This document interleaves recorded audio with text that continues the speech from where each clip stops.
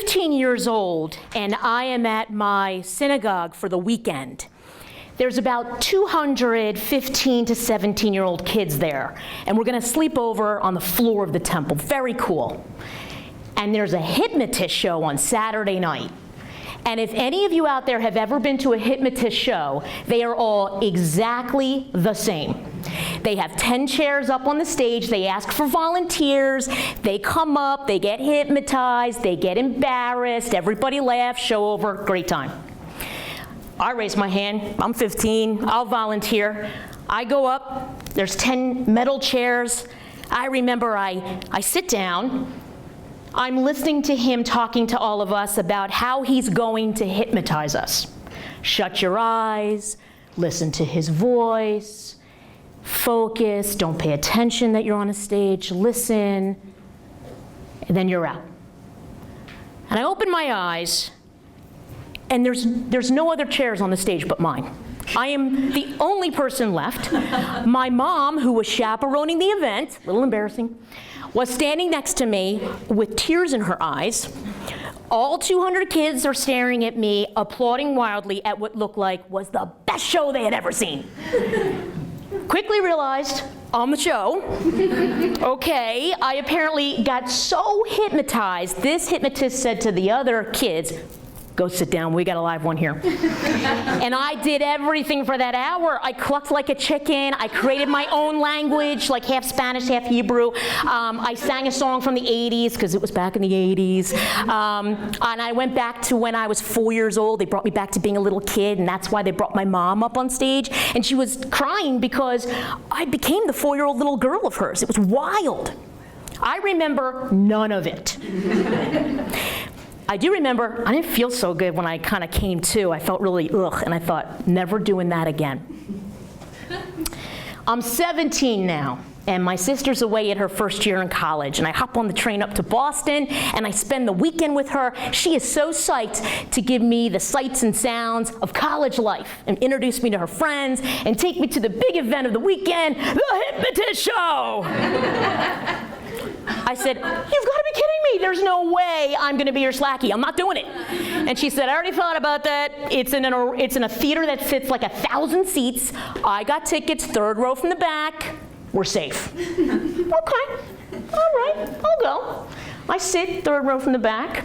Like I said, all hypnotist shows are the same. You got the 10 seats up there, he gets the volunteers, they're sitting down. I'm enjoying the show like everybody else. I'm watching what he's doing.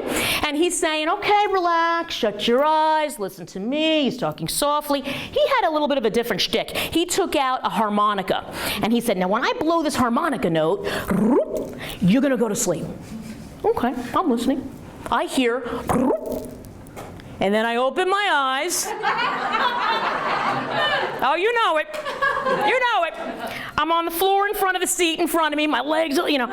My sister is looking at me like I'm a complete freak of nature, and if they could have unbolted the seats in front of them, that row, to turn it around to look at me, they would have, because holy shit, what was happening in the back was great. My sister was so freaked out she was going to stick me back on the train to go home, back to Jersey, and I would, like, I don't know, walk past a hobo with the harmonica, because you always do that, and freeze dead in my tracks. So we had to wait and talk to the hypnotist. Talked to him, he asked me a couple questions, and this is what he said. He said, Melissa, listen, you have to understand something about yourself. You have 0 inhibitions. I mean, there's like nothing that's off limits to you. There's nothing you won't say, there's nothing you won't do. And by the way, you are all in when you are into something. When you're in a conversation, when you're listening, nothing else is there. I mean, you're all in. If you don't want to get hypnotized, don't even watch it on TV. 2 things happened from that day. 1, I have never gone to a hypnotist ever again. And 2, even though I was only 17 and a kid, I realized something about myself that day, like a little bit of like a superpower. No idea how it was going to grow as I grew or shape up, but definitely a bit of an aha moment for me. I remember my very first performance review, and all of us in the room, hopefully, I'm in HR, so I say hopefully, you've all had one. You know, they're all the same. They go over how you did for the year. Well, my boss, I was at GE at the time, no different. But before he got started, he flipped over the paperwork and he said, Melissa, I want to start out by first off telling you, you remind me of my dog. Now you're probably laughing, and maybe you're thinking the same thing I thought right then and there. I'm gonna pack my shit and get out of here.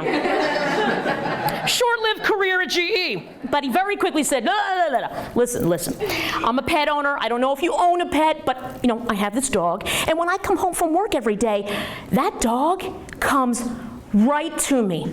He is all in about me. There's nothing else that's going on but me. He's so in that moment. And when the moment's gone and you know there's a bone and he's into that moment, that's the next moment. That's you, Melissa. You can tell when you are involved in a situation, a project, a conversation. You are like all in. Those minutes, that moment, it matters so much to you. You're in it, you say what you see, you're involved. And when I thought about that, when I first gave this TED Talk back in February, you know, he is right. I do come all in. I absolutely do. I don't look at my life the way I think people are brought up to look at life, in compartments. A lot of people view their life as, here's my work life, that's my family life, here's my friend life, my college life, my kid life, etc. It's just life to me. Therefore, no matter who I'm with, no matter how high on the food chain they may be, no matter if they're making a Starbucks coffee for me every morning, no matter if they're my 11-year-old daughter, I'm me, no matter what.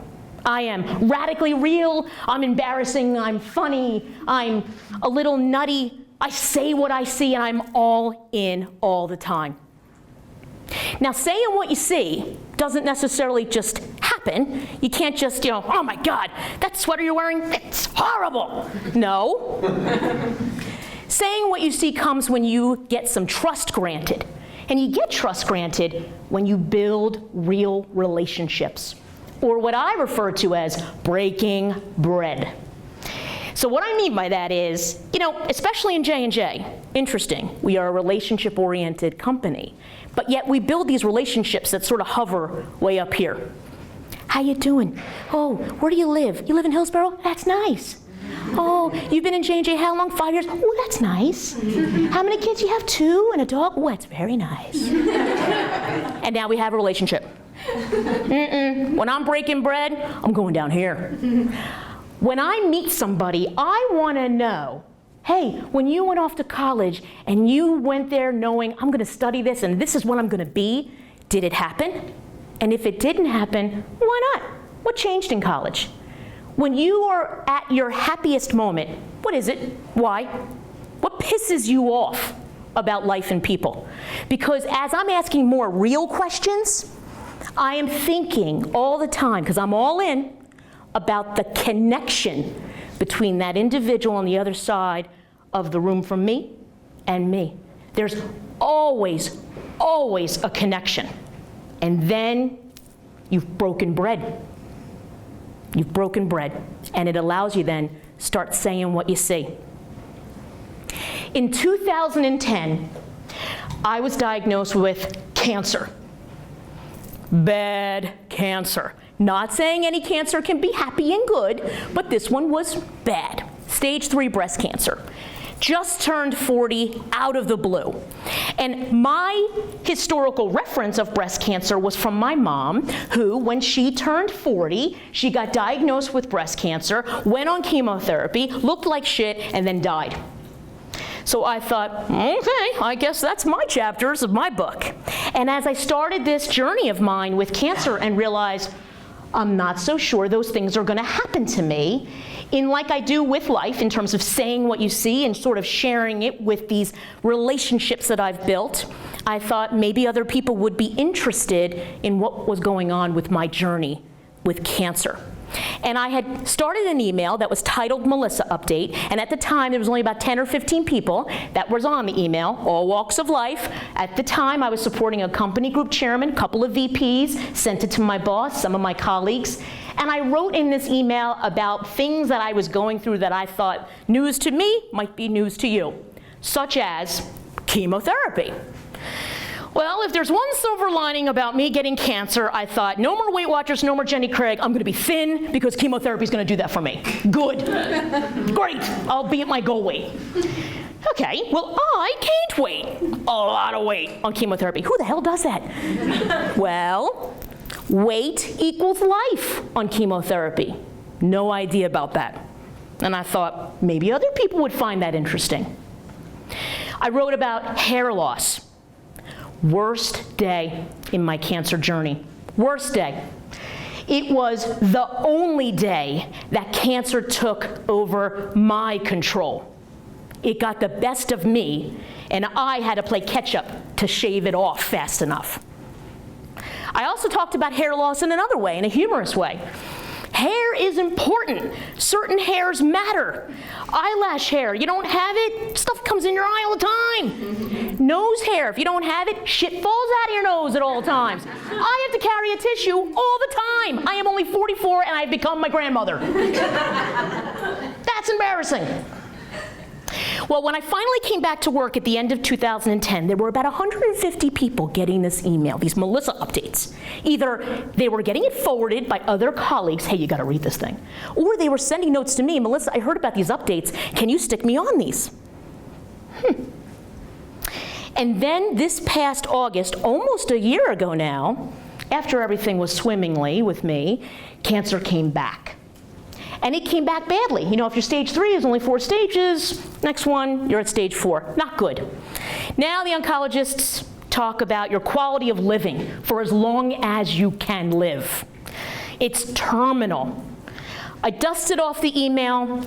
The Melissa update went out. This time a little bit different. It was all about, hey guys, it's back.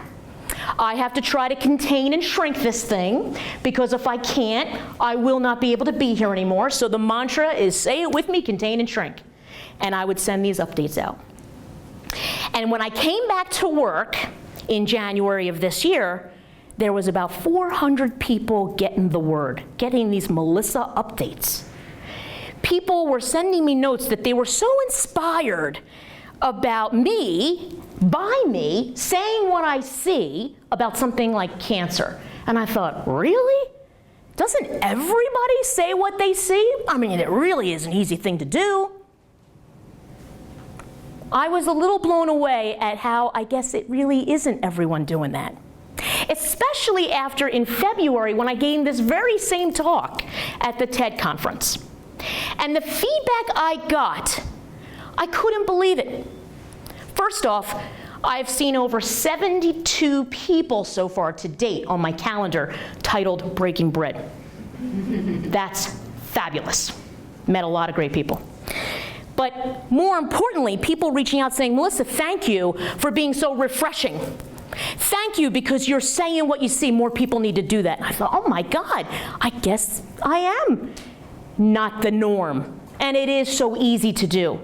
And for all of those emails or all of those calls that I received after giving the talk, I gave everybody the same feedback, and I'm going to leave it with you. I said, great, thank you for the compliment, but here's what you guys can do for me. 1, go break bread. Go build real relationships. Get down and dirty with people. Really get to know them and solidify them. Because in a relationship-oriented company like J&J, as we all move around into different roles, trust me, big company, small company, you will bump into people left and right. And when you've really built it and it mattered, it'll stick like glue. It will stick. And if you don't feel comfortable breaking bread and you want to learn and test those muscles, I'm okay with another 72 people getting on my calendar to break bread. Come on and break some bread with me. Number 2, say what you see. We are all adults. You want people to be honest with you, right? I know I want that. Saying what you see even applies in your home life. Even my kids want me to be honest with them. If they didn't win because they didn't play great, because my daughter might have been playing with the sand in the outfield, it's better for me to say, stop playing with the sand in the outfield and get your head in the game. I'm saying what I see, right? Easy to do. And lastly, and most importantly, just be you. Whatever you that you are most comfortable in. My you, this is it, guys. I am real, authentic. There's no other sides to me whatsoever. What you see is what you get. And this is what I come to in every situation of my life. And it's fun, and it's refreshing, and it's easy. You guys have one life. One life. I am living proof of that. Thank you.